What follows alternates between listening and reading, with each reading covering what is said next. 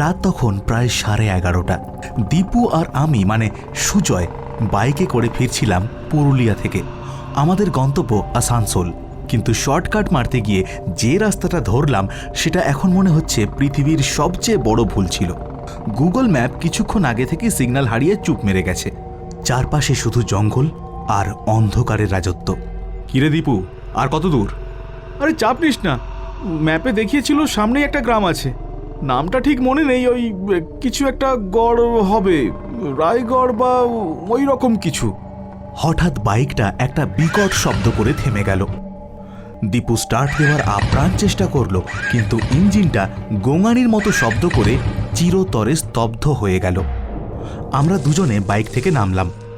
চারপাশটা এত নির্জন যে নিজেদের নিঃশ্বাসের শব্দও কানে বাজছে। মোবাইলের টর্চ জেলে দেখলাম বাইকের তেলের পাইপটা ফেটে তেল চুঁইয়ে পড়ছে। সর্বনাশ! এই মাঝরাত্রিরে এই জঙ্গলের মধ্যে আমরা কি করব ভেবে উঠতে পারলাম না। চল ঠেলে নিয়ে যাই।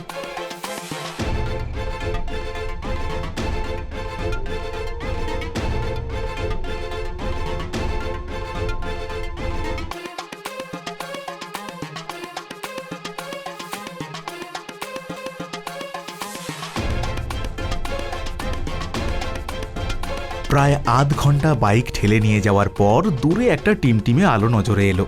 আলোটা দেখে মনে হলো যেন মরুভূমিতে জল পেয়েছি। আমরা পা চালিয়ে সেই আলোর দিকে এগোলাম। দোকান খোলা আছে, কপাল ভালো রে। আমরা দোকানের সামনে গিয়ে দাঁড়ালাম। আমাদের দেখে তিনি এমনভাবে তাকালেন যেন আমরা ভিন গ্রহের প্রাণী। কে এত রাতে এখানে? কাকু, আমাদের বাইকটা খারাপ হয়ে গেছে, একটু জল পাওয়া যাবে? আর আশেপাশে কোনো থাকার জায়গা বা মেকানিক? বৃদ্ধ আমাদের দিকে তাকিয়ে অদ্ভুত একটা হাসি হাসলেন, বললেন, জল তো আছে, কিন্তু মেকানিক এই তল্লাটে পাবে না। আর থাকার জায়গা আমার এই দোকান ছাড়া আর কিছু নেই। তবে গ্রামের ভেতরে একটা পুরনো বাড়ি আছে, ওরা মাঝে মাঝে পথিকদের আশ্রয় দেয়। আমার ভাইপো থাকে ওখানে। দীপু জল খেলো, আমিও খেলাম। জলটা অদ্ভুত ঠান্ডা আর মিষ্টি। খিদেও পেয়েছিল প্রচণ্ড। দোকানের কাউন্টারের কাঁচের বয়ামে কিছু সাদা রঙের মিষ্টি রাখা। দেখে মনে হলো রসগোল্লা, কিন্তু ঠিক রসগোল্লা নয়। ওটা কি কাকু? ওটা ক্ষীর কদম, আমার স্পেশাল। খাবে? টাকা লাগবে না। আজ আমার নাতির জন্মদিন ছিল, কেউ আসেনি, তোমরা খেয়ে যাও। বৃদ্ধের গলায় একটা আক্ষেপের সুর।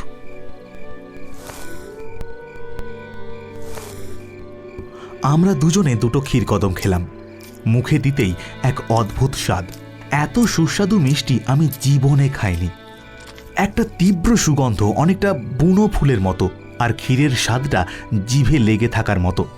খাওয়ার পর শরীরটা কেমন যেন ঝিমঝিম করতে লাগলো। ক্লান্তিটা এক নিমেষে কেটে গিয়ে একটা অদ্ভুত নেশা ধরে গেল। যাও বাবারা, সোজা রাস্তা ধরে এগিয়ে যাও, দেখবে একটা বড় লোহার গেট, ওটাই চৌধুরী ভিলা। আমার নাম হরিপদ, বলো হরিপদ পাঠিয়েছে। বৃদ্ধের দেখানো রাস্তা ধরে আমরা এগোলাম।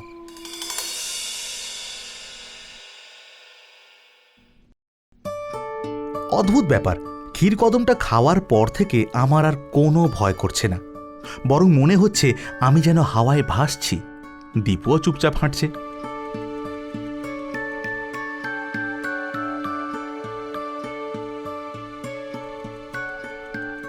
কিছুক্ষণ পর একটা বিশাল লোহার গেট দেখা গেল। গেটটা মরচে ধরা, কিন্তু এক সময় যে বেশ জাঁকজমকপূর্ণ ছিল তা বোঝা যায়। গেটের ভেতরে ঢুকতেই দেখলাম একটা বিশাল দোতলা বাড়ি। বাড়ির গায়ে বড় বড় ফাটল। আমরা বারান্দার নিচে গিয়ে দাঁড়ালাম। ওপর থেকে একজন মাঝবয়সী ভদ্রলোক ডাক দিলেন, কে ওখানে? আমরা বিপদে পড়েছি, বাইক খারাপ হয়ে গেছে, হরিপদ কাকু আমাদের পাঠালেন।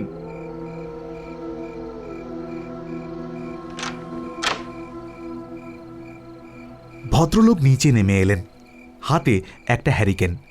ও হো হো হো, কাকা পাঠিয়েছে। আসুন আসুন আসুন। আমার নাম সুনির্মল। বাড়ির ভেতরে ঢুকলাম। ভেতরটা বাইরে থেকে যতটা জরাজীর্ণ মনে হচ্ছিল ততটা নয়, বরং বেশ সাজানো গোছানো। সেকেলে আসবাবপত্র, দেওয়ালে বড় বড় অয়েল পেন্টিং আর ঝাড় লণ্ঠন। তবে সবকিছুতেই একটা ধুলোর আস্তরণ আর কেমন একটা গুমোট গন্ধ। আপনারা বসুন, আমি গিন্নিকে বলি কিছু খাবারের ব্যবস্থা করতে। না না, আমরা খেয়েই এসেছি। হরিপদ কাকুর দোকানে মিষ্টি খেলাম। ও, কাকার হাতের মিষ্টি খেয়েছেন?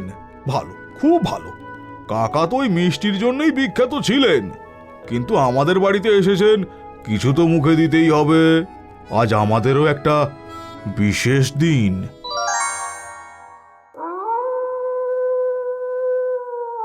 একটু পরেই একজন মহিলা ঘরে ঢুকলেন।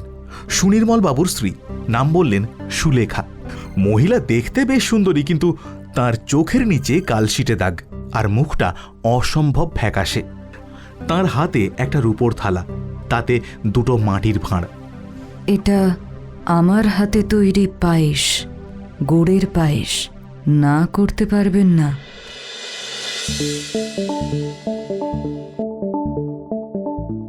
পায়েসের গন্ধে ঘরটা ম ম করতে লাগলো।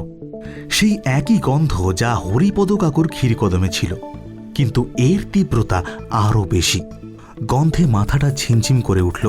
আমার মনে হলো আমি যেন এই গন্ধটা চিনি, বহু যুগ ধরে চিনি। আমরা পায়েস খেতে শুরু করলাম। অমৃত, এর স্বাদ বর্ণনার অতীত। কিন্তু খেতে খেতেই আমার মনে হলো ঘরের দেওয়ালের ছবিগুলো যেন আমাদের দিকে তাকিয়ে আছে। ছবিগুলো সব পুরনো দিনের, কিন্তু সবার চোখগুলো জীবন্ত। রান্নাটা ভালো হয়েছে? অসাধারণ! এরকম পায়েস আমি জীবনে খাইনি। জানেন, এই পায়েস বানানোর রেসিপিটা আমার মার ছিল। এই রেসিপি নিয়েই তো যত গন্ডগোল।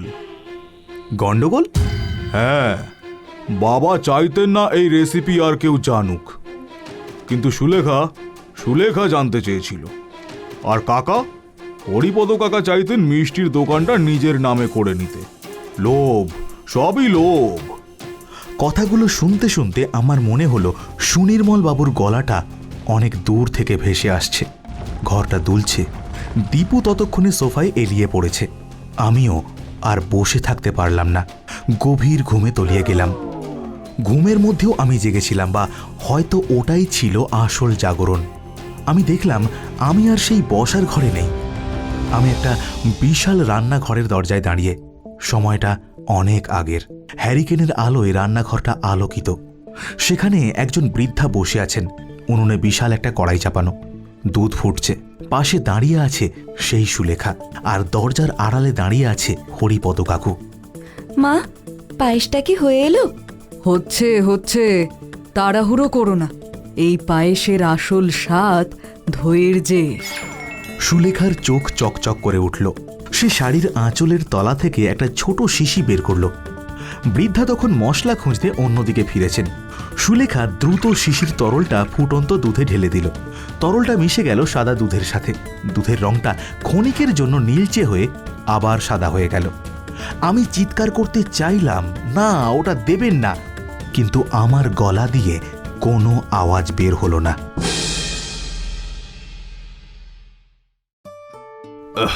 বাহ বৌমা, আজ পায়েসের গন্ধটা যা বেরিয়েছে না। সবাই মনের শান্তিতে পায়েস খাচ্ছে। হরিপদ কাকুও খাচ্ছে, ওই না খাওয়ারই মতো। তার চোখে মুখে চালাকির ছাপ। সে সুলেখার দিকে তাকাচ্ছে। সুলেখা নির্বিকার। বাড়ির কর্তা বুকের বাঁ দিকটা চেপে ধরলেন। ও ও ও, বুকটা কেমন করছে। ও, জল জল জল, মাথাটা ঘুরছে। সুলেখা, তুমি কি দিয়েছো এতে? সুলেখা কোনো কথা বলল না, শুধু দাঁড়িয়ে রইল। তার মুখে সেই যান্ত্রিক হাসি। কিন্তু তখনই ঘটল আসল ঘটনাটা। সুলেখাও হঠাৎ কাশতে শুরু করল। তার মুখ দিয়ে গেঁজো বেরোতে লাগলো। সে আর্তনাদ করে উঠল। আমি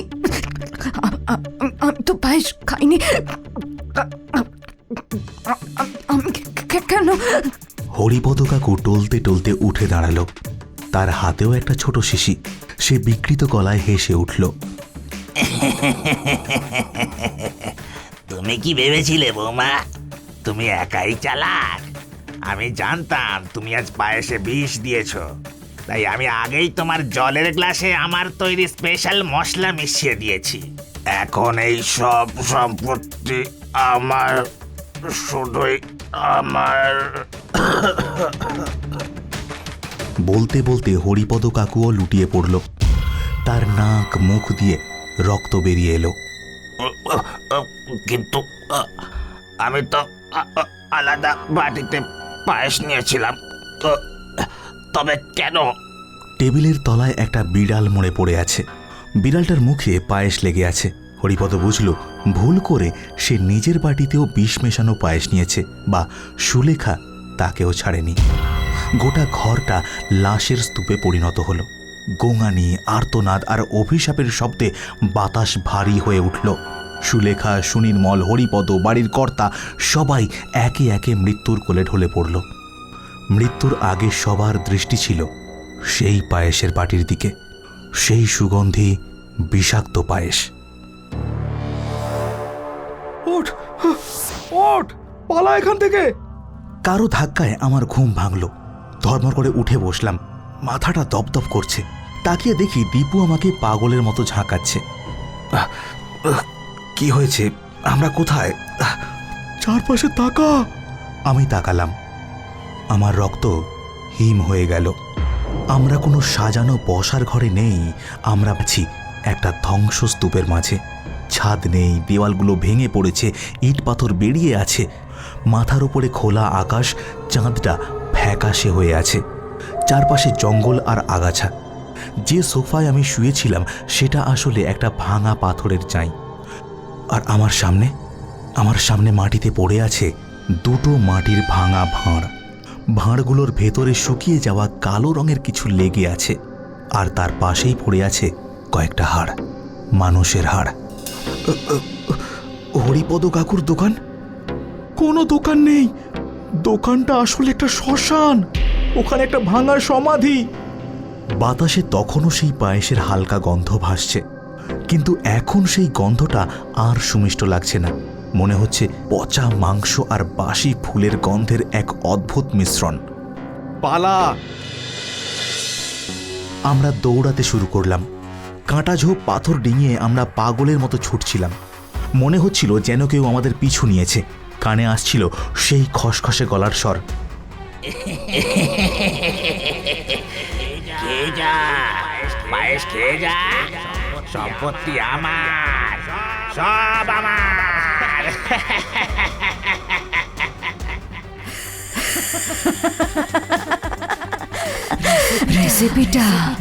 রেসিপিটা নেবে না? আমরা যখন মেন রোডে এসে পৌঁছালাম তখন ভোর হচ্ছে। একটা লরি আসছিল। আমরা হাত দেখিয়ে সেটাকে থামালাম। লরি ড্রাইভার আমাদের বিধ্বস্ত অবস্থা দেখে অবাক হয়ে গেল। কি হয়েছে দাদারা, ভূত দেখেছেন নাকি? আমরা কোনো কথা বলতে পারলাম না, শুধু গাড়িতে উঠে সিটে গা এলিয়ে দিলাম।